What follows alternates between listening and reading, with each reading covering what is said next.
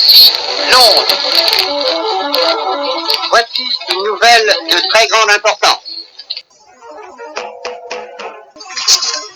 Voici notre quart d'heure français de l'après-midi. Bienvenue dans cette nouvelle vidéo du vrai du faux. Donc, dans la dernière vidéo, nous avons laissé Claire sur le front près de Laon, et nous allons reprendre là.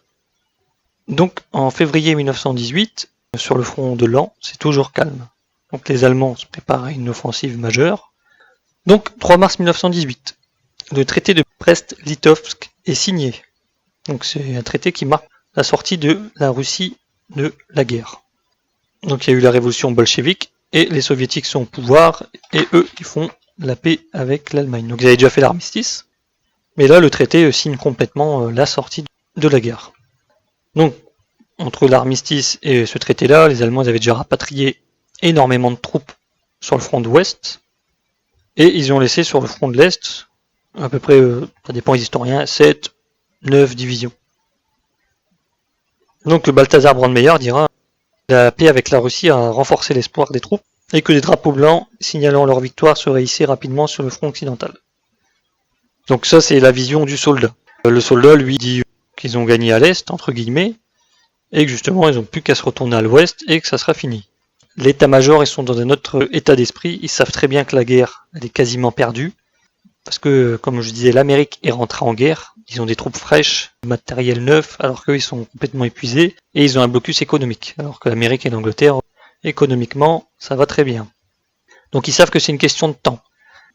Et le temps, donc, ils ne l'ont pas, donc le 21 mars, ils décident de lancer une grande offensive. Donc renforcée de 50 divisions, justement, qui venaient de l'Est.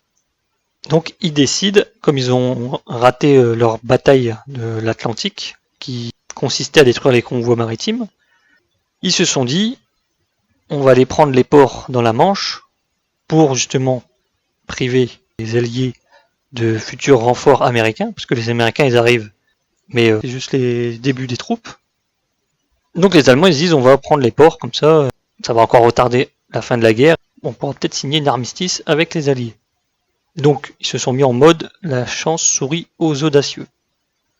Donc 21 mars, l'offensive est lancée, donc ça s'appelle pour les Allemands la bataille du Kaiser, ou l'offensive Ludendorff. Donc c'est une bataille qui se déroulera du 21 mars au 18 juillet. Donc alors le principe de cette bataille, c'est 200 000 Allemands qui attaquent en même temps entre Cambrai et Saint-Quentin. Donc alors le front, qui est principalement britannique, est submergé. Et vous imaginez, 200 000 bonhommes qui attaquent d'un coup. Et juste avant ça, il y a eu une préparation d'artillerie, bref mais puissante. Donc les défenses anglaises ont été submergées, donc les défenseurs ont reculé et des brèches se sont ouvertes. Donc sur certains endroits, le front allemand a avancé quasiment de 50 km, et sur d'autres, où il y avait un peu plus de résistance de la part des Alliés, ils ont été stoppés. Comme par exemple devant Arras, ils ont été stoppés. Donc le problème que l'état-major a fait, on dira heureusement, tout dépend du point de vue dans lequel on se place bien entendu, c'est que eux ils se sont concentrés sur les ports. Donc ils ont envoyé des troupes à se casser les dents sur Arras, jusqu'au moment où l'état-major s'est dit, il y a des brèches en direction de Paris, alors que notre objectif principal à l'origine ça a toujours été Paris. Donc pourquoi on va pas foncer sur Paris et profiter de ces brèches?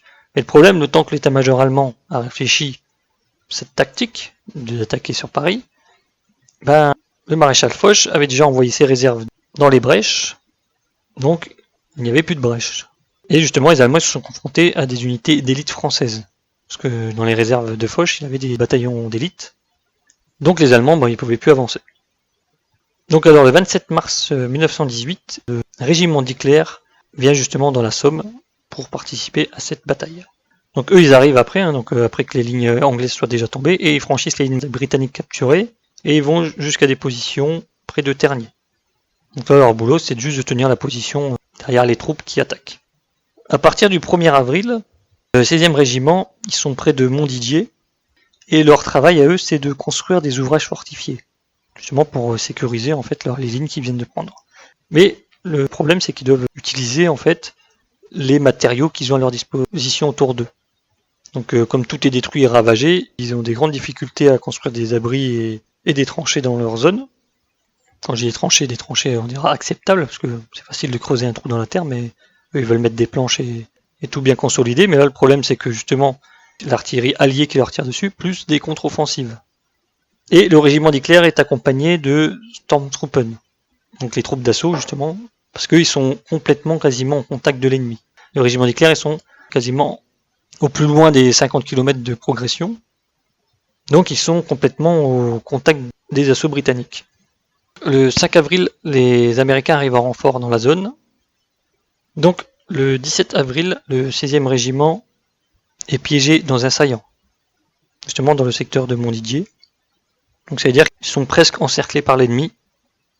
Et Justine Freshman, donc, qui est un soldat juif dans le régiment d'Hitler, justement on saura grâce à son billet qu'il n'y avait pas d'acte d'antisémite à cette époque dans le régiment d'Hitler, dira « Terrible tir d'artillerie, bombardement de gaz lourd.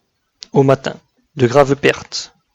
Dans la soirée, nous avons marché jusqu'à la ligne la plus avancée avec seulement 40 hommes. » Donc le 26 avril, le 16e régiment est toujours en position défensive et continue à subir de lourds barrages d'artillerie. Balthazar Brandmeier dira « Nous étions dans la cave d'un château, gravement endommagé. L'approvisionnement était insuffisant. Une véritable famine a éclaté au bout de 8 jours. Notre groupe devait se débrouiller avec une miche de pain par jour à partager entre nous. Hitler et moi sortions la nuit pour découper des morceaux de viande dans le cadavre d'un cheval qui n'était plus frais. Et les flaques d'eau ont fourni l'eau. Cela nous rendait malades, mais au moins cela supprimait notre faim.